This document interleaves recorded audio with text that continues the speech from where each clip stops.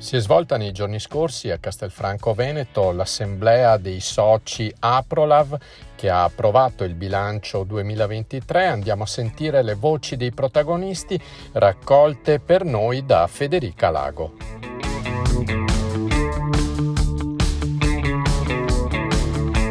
Il 2023 non è stato un anno eccezionale sul punto di vista remunerativo degli allevatori, però diciamo così gli effetti positivi si stavano già evidenziando verso la fine anno.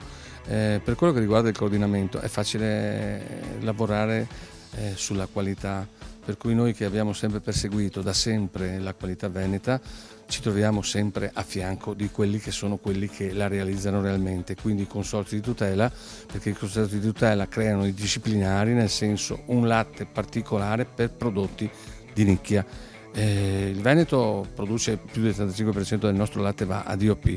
Questo ci dà l'idea di quanto il Veneto, che fra l'altro produce anche altri formaggi di pregio, tenga alla qualità da sempre. È premiante per questo, cioè siamo riusciti a, soprattutto merito anche del Grana Padano che fa da traino, siamo riusciti a dare remunerazione agli allevatori anche in momenti più difficili.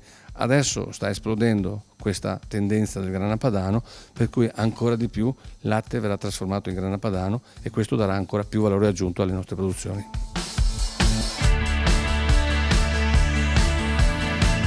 Credo che il modello della cooperazione, l'abbiamo capito molto bene anche oggi, sia un modello premiante per i produttori italiani.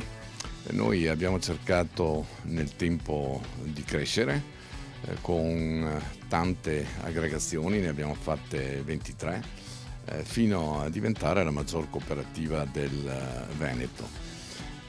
Abbiamo anche cercato soprattutto quelle strade che ci consentissero di varcare prima i confini provinciali, poi regionali, poi nazionali, ma soprattutto entrare in un consorzio di commercializzazione dei prodotti veneti che aveva capacità anche all'estero. In questo modo la nostra cooperativa è in grado di portare oltre i confini nazionali, soprattutto extraeuropei, circa il 20% della propria produzione. L'impegno si concretizza non solo sostenendo economicamente quelle che sono le iniziative di Aprolav, ma soprattutto veicolandole assieme nel territorio.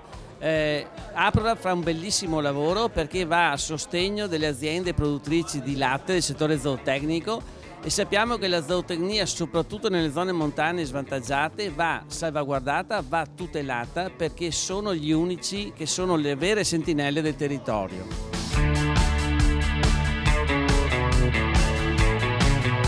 Le prospettive sembrano buone, anzi sono buone.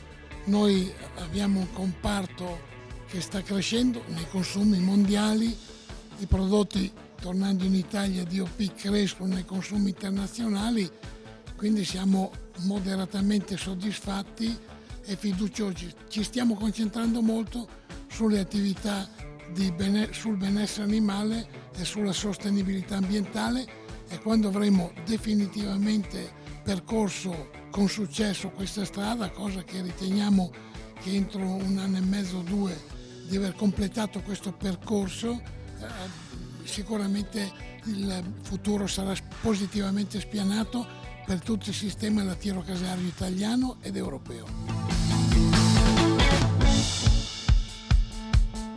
Direi che tutto sommato è una situazione positiva per quanto riguarda il Veneto. Diciamo che al di là dei consumi noi puntiamo molto sul tema della ricerca e dell'innovazione, e io sottolineo sempre come il prodotto latte nel Veneto sia un prodotto di qualità, grazie anche ai progetti che portiamo avanti tra la Regione Veneto e le associazioni di categoria, Aprolav, Arav, l'associazione degli agricoltori. Noi riusciamo oggi per esempio a raggiungere già gli obiettivi dell'Unione Europea per quanto riguarda il tema del Green Deal o il Farm to Fork sulla riduzione del 50% dell'uso degli antibiotici per curare per esempio la mastite nelle vacche da latte. Questo significa non avere antibiotici nel nostro latte, quindi un latte di qualità, ed è per questo che io dico sempre alle nostre massaie, ma a chiunque vada a fare la spesa al supermercato o da qualsiasi altra parte, di acquistare latte veneto, perché è un latte buono ma soprattutto di qualità.